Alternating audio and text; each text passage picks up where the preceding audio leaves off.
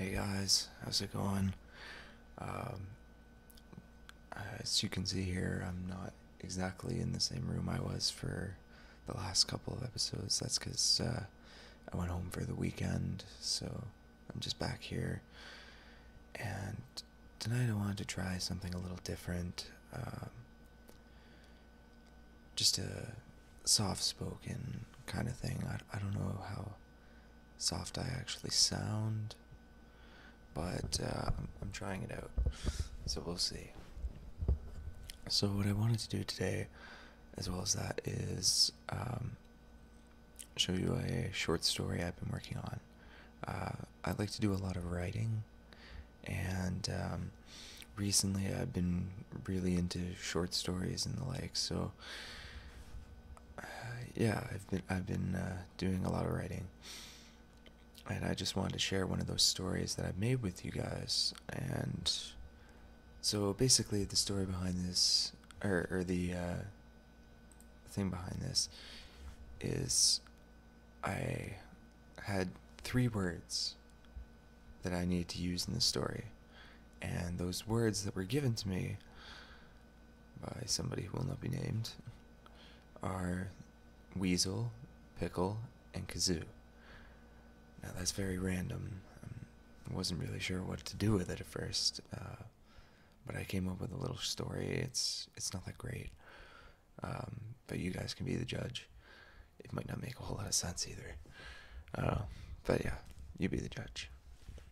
So I came up with a short story called "The Weasel, the Pickle, and the Kazoo" by R.J. Adams, which is my pen name. My real name's Chris, but I like to go by R.J. Adams. So let us begin. One very lovely day out in the vast wonders of the forest, Wally the Weasel went about his daily business, prancing through the dead leaves and soft mossy earth, scavenging for food. Today would be a good day, he thought to himself. He came across Odie the owl. See anything up in the skies for me, Odie? He asked politely. Nah, just you, Wally, my boy, he winked at Wally.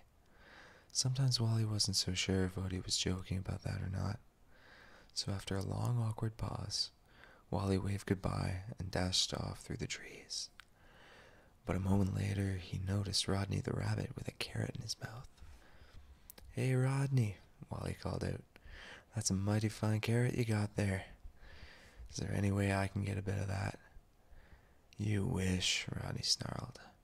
This carrot is all mine. I found it all by myself. Wally sighed and continued on his way.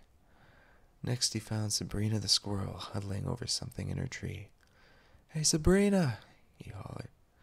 What are you doing up there? She turned around. Her cheeks were stuffed with acorns. She spit a few of them out and yelled down to him. I'm storing all these nuts for winter, she said. Cool, Wally replied. Any way I can steal a couple? I mean, you have so many anyways. Sabrina laughed. Of course not, silly Wally. Always trying to mooch off the rest of us.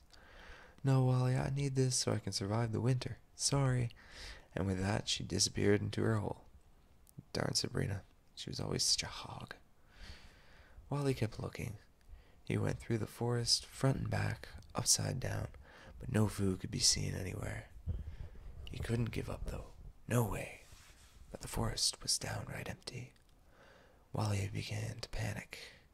His stomach growled. He was hungry. He stood under a great oak tree and collapsed in exhaustion. He was done for. Odie would be picking his talons with him in no time. But that was when the ground shook. Wally curled into a ball, shaking with fear. A giant was coming through the forest. Wally peeked but one eye out to get a glimpse of the monster. It was horrible looking. It was wearing some sort of colorful fur coat, but its arms and legs were bare. It wore some giant funny-looking thing on the top of its head, and 2 huge trunks for feet smashed the ground, made tracks in the mud. It had something on its back, but Wally couldn't be sure of what exactly it could be. It was almost gone now, just as it was leaving Wally's field of vision, something small and green fell out of the object on the giant's back and hit the ground with a thud. Wally went to run for it, to tell the others, but he heard a faint noise coming from behind him. He turned around and scanned the area, but couldn't find the source of the noise. It was a nice noise. It made Wally feel pleasant. He had to find what was making it. It got louder and louder as he got closer to some shrubbery. He pulled it back to find a little pickle with a small object in its mouth. That was where the noise had come from. It stopped as it saw Wally. "Why, hello there, native creature. I'm a little lost. Could you point me in the direction of Backpack Central?" "What's that?" Wally asked. "Backpack Central? It's a wonderful place filled with amazing objects like me," the pickle smiled. "No, I mean that." Wally pointed at the object in the pickle's hand. "Oh, why, this here is a kazoo. I'm the best there is this side of the water bottle pocket." Wally had no idea what any of that meant. All he could think of now was food. He smelled the pickle. It smelled like food. "What is your name, Mr. Pickle?" he asked. "Oh, I'm sorry, I forgot my manners. Name's Petey." "Well, Petey, I must say, you smell delicious." "Thank you, you're too kind, my friend." Petey blushed from the flattery. "Hey, why don't you climb inside my mouth for a bit, Petey? It's nice and warm in there." Drool ran down the sides of Wally's lips. This was his chance. "Well, now, I don't do something like that on the first day, but wait a minute, you're trying to eat me, aren't you?" Petey snapped.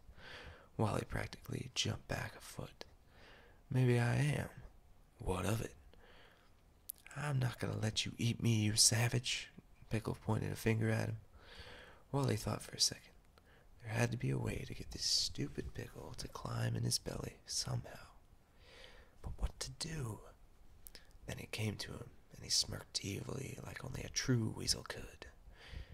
"All right, I'll make you a deal, Mr. Pickle," he mused. "You seem to know your way around that kazoo thingamajig, but it doesn't look all that hard. I bet I could play it better than you." "What's the catch?" Petey squinted, suspicious. "I win this little contest. I get to eat you. No complaints. No running." "Okay. If you win, I'll leave you alone. Deal?" Petey thought it over in his head. It only took but a moment. "Deal," he said with a smug expression on his tasty little face. "Good, I'll start."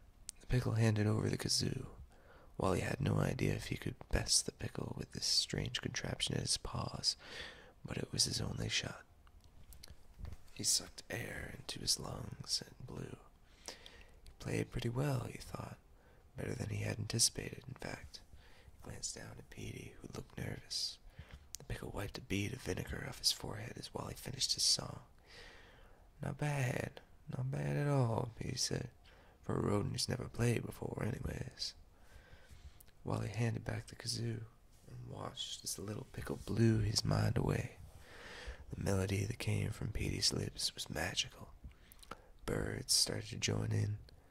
The cicadas and the crickets, the bullfrogs and the bumblebees. Wally bowed his head in shame. His belly rumbled just to rub it in. "You win," Wally said through gritted teeth, defeated. "I always do." Pickle winked. "You know, if you're so hungry, I saw Cheeto fall right over there. Nobody really liked him all that much anyways." Petey pointed to a nearby bush.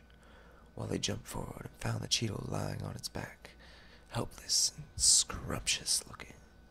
Wally licked his lips. The Cheeto looked up at him in fear. No, wait!